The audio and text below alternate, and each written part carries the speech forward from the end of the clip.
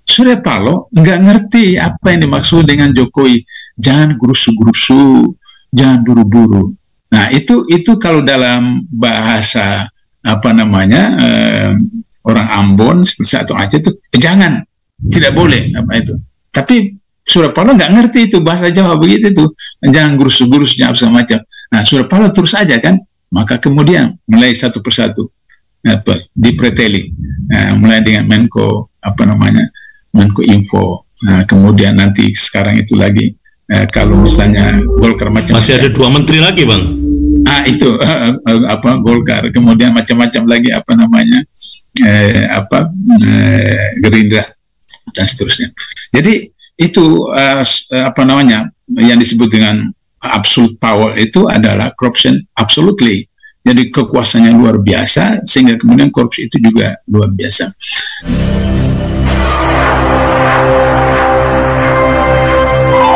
Yang pertama saya ingin sampaikan bahwa ada satu adagium dari seorang profesor dari Barat mengatakan power tend to corrupt. Absolute power, korupsi absolutely.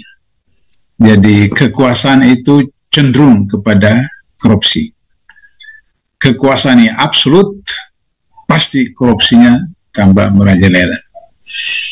Sehingga dan begitu kita lihat bahwa ketika Orde Baru itu disebut dengan eksekutif heavy. Jadi kekuasaan eksekutif. Karena itu maka waktu zaman Orde Baru itu DPR itu disebut sebagai tukang stempel. Jadi 3D, datang, duduk, 4D, dengar, tweet. Kenapa? Karena kalau mereka macam-macam direkol oleh apa namanya partai melalui instruksi dari presiden seperti itu. Sehingga korupsinya hanya di eksekutif. Tapi kemudian tidak ada yang dibawa ke pengadilan karena baik pengadilan mulai dari tingkat 1 sampai tingkat atas Mahkamah Agung, kemudian kepolisian, kejaksaan berada di bawah kendali presiden eksekutif. Sehingga meskipun korupsinya itu dalam bentuk KKN antara Soeharto dengan keluarganya dan Soeharto dengan teman-teman keturunan Cina, tapi tidak ada yang dibawa ke pengadilan. Nah, ketika reformasi terjadi legislatif happy. Jadi kekuasaan legislasi. Kenapa? Karena tidak ada satu pimpinan lembaga negara di Indonesia yang tidak melalui proses DPR. Kapolri, Jaksa Agung, Panglima TNI, pimpinan KPK, pimpinan MK, pimpinan Komisi Yudisial, Mahkamah Agung, Hakim Agung, kemudian Ombudsman, semua itu ditentukan oleh DPR. Sehingga DPR begitu punya luar biasa kekuasaannya. Maka kemudian tadi dijelaskan oleh Pak Ismail maupun Pak Taufik tentang bagaimana kos politik yang begitu luar biasa. Karena untuk menjadi seorang anggota DPR, DPRD, kabupaten, kota, wali kota, dan seterusnya, saya pernah katakan bahwa 2019 itu Gubernur Kalimantan Selatan itu menghabiskan 700 M, jadi hampir 1 triliun, 700 M untuk menjadi Gubernur Kalimantan Selatan. Kenapa? Karena tadi yang disebutkan oleh Pak Taufik dan Pak Ismail, di sana tambangnya itu luar biasa, khususnya batu bara dan seterusnya seperti itu. Nah, jadi untuk bisa mempertahankan itu, maka dibuatlah peraturan undang-undang yang kemudian mempertahankan hegemoni itu. Misalnya parliamentary threshold dan presidential threshold. Jadi itu adalah yang disebut dengan political corruption, korupsi politik. Jadi seakan-akan itu dianggap itu baik, tapi sebenarnya untuk mencapai tujuan kelompok tertentu. Jadi misalnya kalau ada satu partai yang punya kursi DPR pusat 5 orang, itu tidak bisa jadi anggota DPR pusat karena tidak mencapai parliament threshold yang 4%. Nah, begitu juga untuk mengajukan capres-cawapres, dia punya calon, dia punya kader, dia punya pimpinan yang kualifikasinya sangat tinggi, tapi kemudian tidak bisa mengajukan capres-cawapres karena tidak mencapai presiden threshold. Sehingga dengan begitu maka selalu saja capres-cawapres itu diajukan oleh partai-partai yang berada pada koalisi yang dikuasai oleh oligarki tadi itu. Itu problem kita sekarang. Sehingga sekarang yang terbaru adalah kasus Menko Info yang kemudian ternyata kerugian sekitar 8 triliun dan kemudian menurut Kejaksaan Agung ada 5 orang yang sudah diproses dan kemudian akan berkembang. Ini yang selalu saya katakan bahwa kalau pencurian 362 itu bisa dilakukan oleh seorang diri. Mencuri mobil, mencuri motor, mencuri ayam di kampung, bisa sendirian. Tapi kalau korupsi tidak bisa dilakukan oleh seorang, mesti lebih dari satu orang. Apakah dia dengan atasannya, dia dengan bawahannya, atau dia dengan temannya. Saya sudah pernah katakan ketika saya masih di KPK, kasus korupsi yang ditangani oleh KPK itu 42% itu berkaitan dengan pengadaan barang dan jasa. Dan hari ini itu 70%. Nah, pengadaan barang dan jasa itu melibatkan pengusaha dengan pejabat. Maksudnya 70% dari seluruh total pengeluaran APBN? Bukan, 70% yang ditangani oleh KPK. Korupsi yang ditangani itu berkaitan dengan pengadaan barang dan jasa.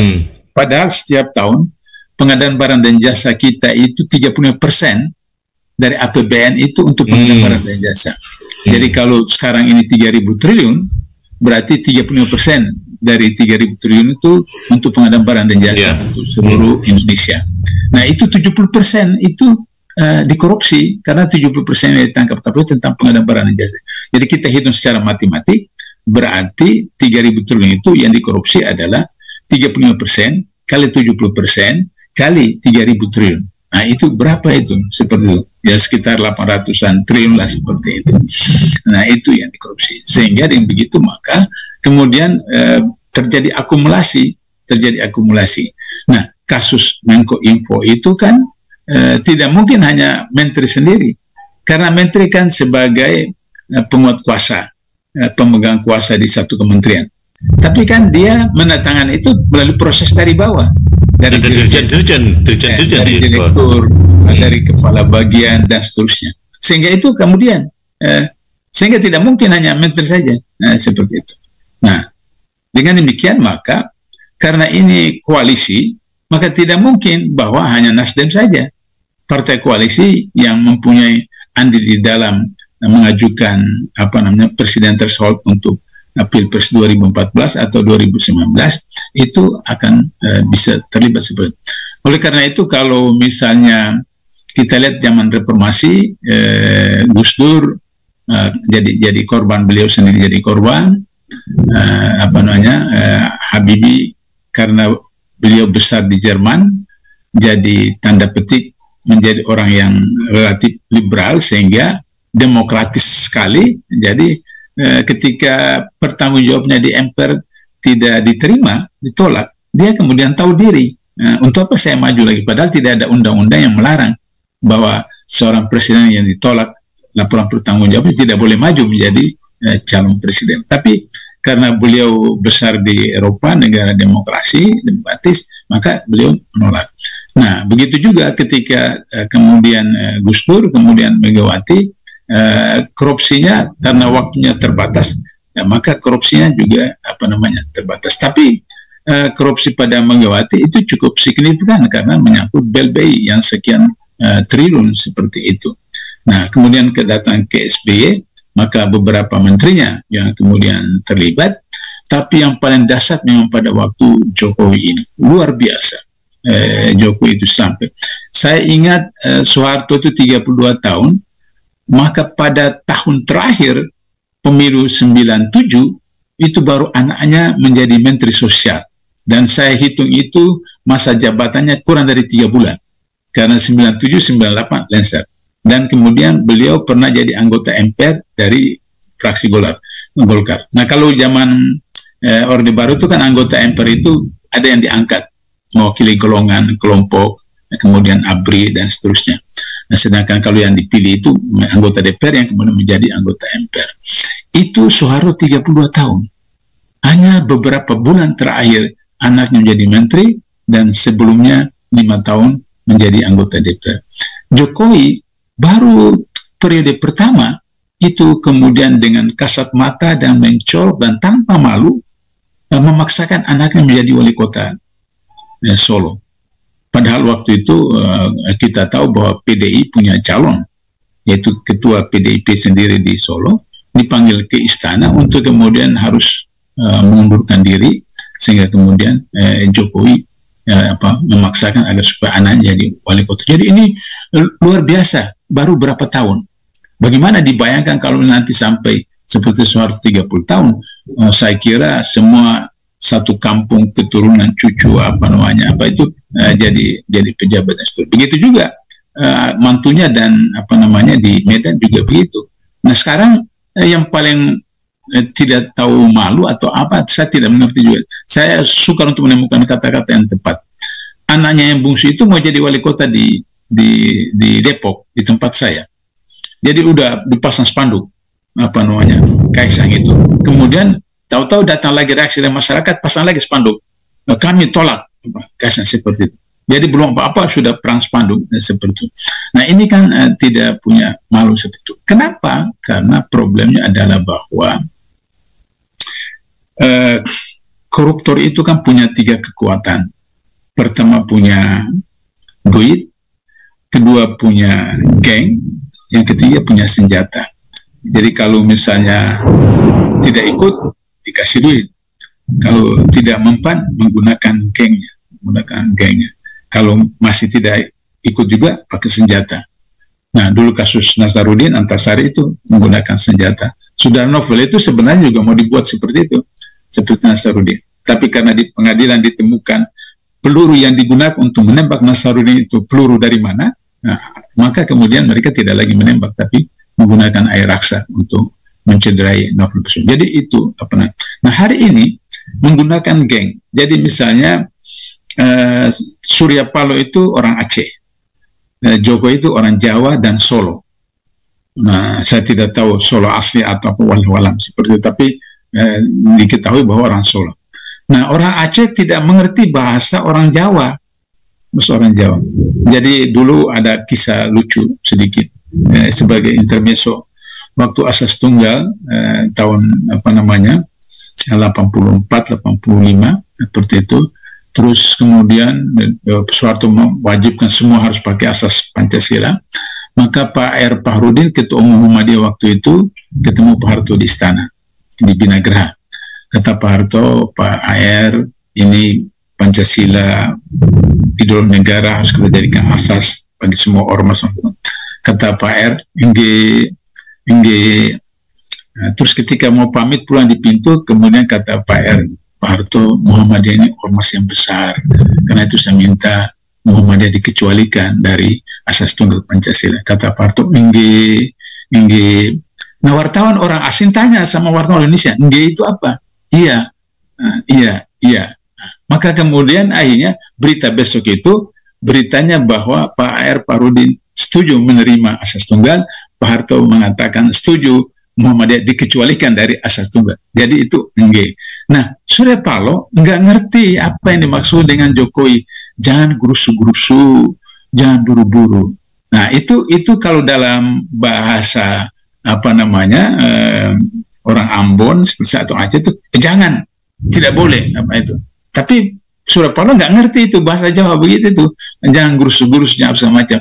Nah, Surya Paloh terus aja kan. Maka kemudian mulai satu persatu dipreteli, mulai dengan Menko Menko Info. Kemudian nanti sekarang itu lagi kalau misalnya Golkar macam-macam. Masih ada 2 menteri lagi, Bang. Itu Golkar, kemudian macam-macam lagi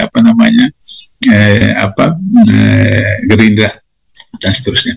Jadi itu yang disebut dengan absolute power itu adalah corruption absolutely.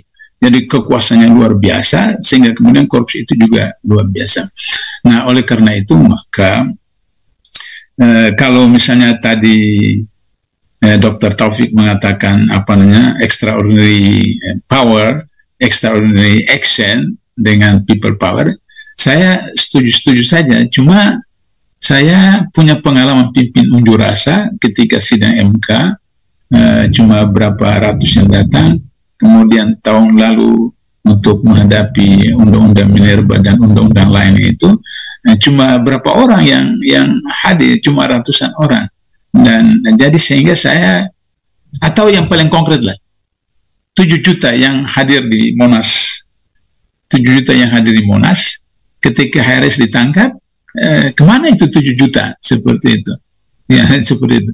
Jadi apa namanya, saya apa namanya gembira kalau misalnya konsep Taufik itu mengulangi 97 atau 67 sampai berhari-hari nginap di Senayan, seperti itu mungkin. Jika tidak, maka saya sarankan agar supaya jangan masyarakat ini mau terima cuma 50.000 atau 100.000 dari caleg atau dari pilpres. Ya memang kalau ada 20 partai, satu partai dapat 100.000, maka kemudian 2 juta. Tapi 2 juta itu hanya untuk 1 bulan, 2 bulan, 3 bulan. Tapi 5 tahun kemudian, Anda akan dibebankan dengan utang yang luar biasa, di mana utang kita sekarang sudah 8.000 sekian triliun, dan kemudian itu sampai 2040, 2050 itu anak cucu kita. Kemudian hutan kita sudah stadium 4, kemudian apa namanya laut kita itu apa namanya terumbu karang 70% sudah rusak, dan kemudian apa namanya minerba kita itu memang meningkat ekspornya, tapi yang ekspor bukan pemerintah, yang ekspor itu apa namanya perusahaan, sehingga pemerintah cuma dapat pajak, tapi uang masuk ke mereka, dan uang dalam bentuk dolar itu tidak masuk di Indonesia, simpan luar negeri. Nah, seperti sehingga kita mengalami kesulitan dolar untuk membayar utang. Nah, jadi oleh karena itu satu-satunya cara adalah bahwa menggunakan hak pilih dengan cerdas, cermat, untuk kemudian melihat masa depan apa namanya anak-anak cucu kita. Nah, kita lihat dari partai yang paling terkorup, maka kemudian jangan pilih partai-partai yang terkorup selama ini. Kita lihat partai yang paling kecil korup, karena dari 9 partai itu semua kena. Kita pilih yang paling kecil, baru kemudian calon-calonnya kita lihat yang paling mana baik, seperti itu. Bila perlu, kalau 2 sama kualitasnya, kita istihara untuk sudah itu, baru kemudian jangan dilepaskan. Kesalahan masyarakat hari ini adalah setelah pemilu, setelah pilkada, setelah pilpres, ditinggalkan. Tidak boleh, harus dikawal, jangan macam-macam, saya yang pilih Anda, saya pernah. Maka kemudian harus dikoreksi perdanya atau undang-undangnya atau peraturannya, maintenance itu harus dikoreksi terus, sehingga kemudian mereka merasa bahwa mereka diawasi. Kalau kita kan sudah selesai, masa selesai. Sementara ketika anggota DPR dikritik, tanggung jawabnya kepada pemilih gimana, mereka katakan, oh sudah, kami sudah laksanakan tanggung jawab kami pada waktu apa namanya itu berlangsung pemilu itu. Ada serangan fajar, ada serangan duha, ada serangan zuhur, ada serangan itu. Ya mereka anggap dari segi bisnis sudah selesai tugas mereka, seperti itu. Nah, sehingga kemudian untuk mengembalikan 700 miliar seperti di Kalimantan Selatan, harus proyek-proyek itu seperti itu, sehingga kemudian terjadilah seperti kasus Menko Info seperti itu. Itu barangkali beberapa catatan yang saya sampaikan untuk melengkapi apa yang secara panjang lebar sudah dijelaskan oleh Pak Ismail dan Pak Taufik tadi, Mas.